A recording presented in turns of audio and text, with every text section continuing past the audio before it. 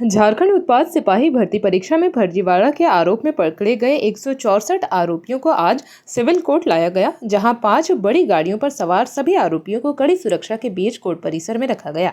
वहीं कोर्ट परिसर में इतने सारे अभियुक्तों को एक साथ देखकर कोर्ट परिसर में सुरक्षा को लेकर पुलिस को काफी मशक्कत का सामना करना पड़ा। अभियुक्तों के परिजन और उसके वकील गाड़ी के आसपास मंडराते दिखे। सभी अभियुक्तों का 164 का बयान दर्ज होगा। वहीं कोर्ट परिसर में एक परिजन ने कहा कि हमारे बच्चे को फंसाया गया है। इन लोगों के पास मिले प्रश्न पत्र परीक्षा में आए प्रश्नों से मिलान नहीं हुआ है। ये लोग परीक्षा की तैयारी कर रहे थे। कोर्ट परिसर में एक अधिवक्ता ने नाम नहीं छापने की शर्त पर कहा कि इन लोगों पर धारा 111 और 112 लगेगा, जिसमें कम से कम 10 साल की सजा का प्रावधान है। यह ऑर्गेनाइज्ड क्राइम है, इसलिए इन लोगों का बेल झारखंड हाईकोर्ट से ही हो सकता है।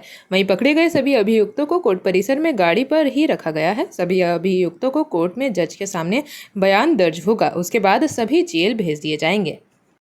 जब हम लोगों ने रेड किया था तमार में, तो हमें नहीं पता था कि कौन सा गैंग ऑपरेट हो रहा है, लेकिन जब हम लोग पूरा इंटरोगेशन किए तो पता चला कि अतुल वत्स जो है वो सॉल्वर गैंग का सरगना है और इसको जो पटना की इकोनॉमिक इंटेलिजेंस यूनिट है वो ढूंढ रही है।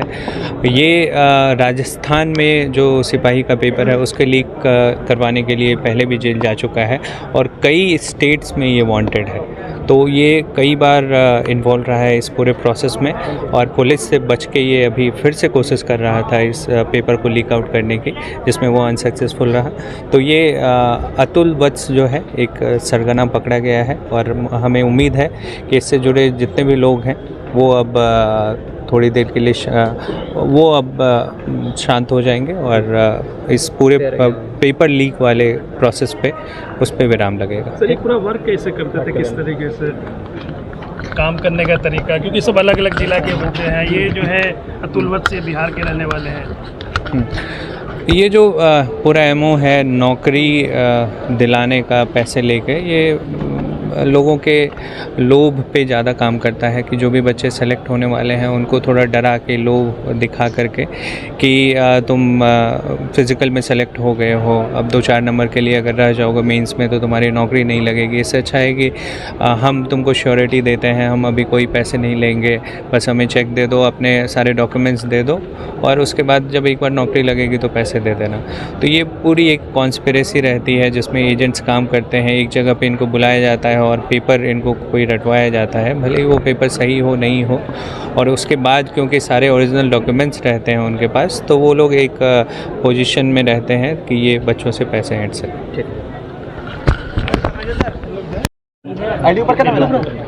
देखिए, टोटल 166 लोगों की जो है पुलिस के द्वारा गिरफ्तारी की गई थी। इनको आज कोर्ट में जुडिशियल कस्टडी के लिए पेश किया गया है।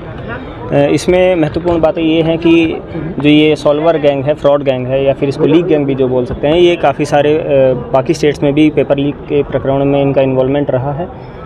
अटेम्प्ट इनके द्वारा हर ऑलमोस्ट काफ़ी सारे एग्ज़ाम्स में लिया गया है, तो कुछ केसेस में ये सक्सीड भी करते हैं। ये जो गैंग के मेंबर्स हैं कुछ केसेस में सक्सीड करते हैं, कुछ केसेस में ये लोग सक्सीड नहीं करते हैं।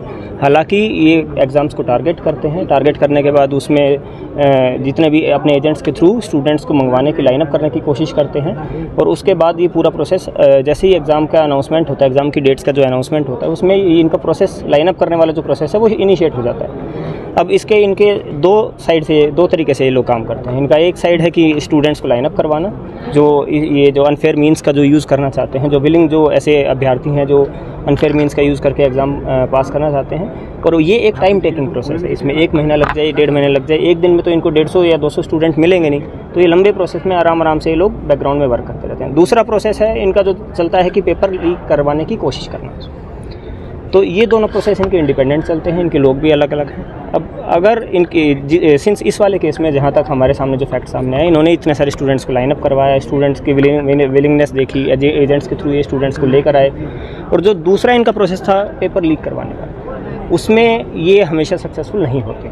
इनके द्वारा बताया भी गया है कि हम उसमें ऐसा करते कि जब स्टूडेंट्स ने बोला कि आपने लाइनअप करवाने की जो बात बोली थी, अब हमें एग्ज़ाम पेपर दिखाइए, तो उसमें काफ़ी सारी पॉसिबिलिटीज़ रहती हैं। तो उसमें फिर इनके द्वारा उसमें 2-3 अलग अलग तरीके यूज़ किए जाते हैं। नकली जब ये लीक करने में सक्सेसफुल नहीं रहते हैं तो नकली पेपर भी रटवाते हैं। हालांकि उसकी एवज़ में साथ में ब्लैंक चेक्स भी ले लेते हैं, स्टूडेंट्स के डॉक्यूमेंट्स भी ले रहे थे, और सारी जो पूरा जो प्रोसेस था वो प्रॉपर फ्रॉड वाला प्रोसेस ये फॉलो करते हैं उस दूसरे वाली पॉसिबिलिटी वाले केस में भी।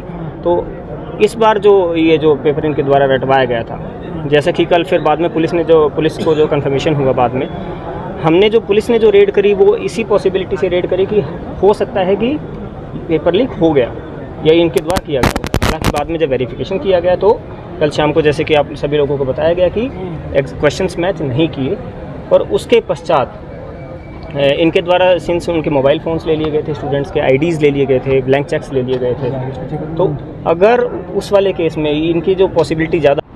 जेपी भारत लाइव, भारत की बात जेपी के साथ। वीडियो को लाइक करें, शेयर करें और चैनल को सब्सक्राइब करें।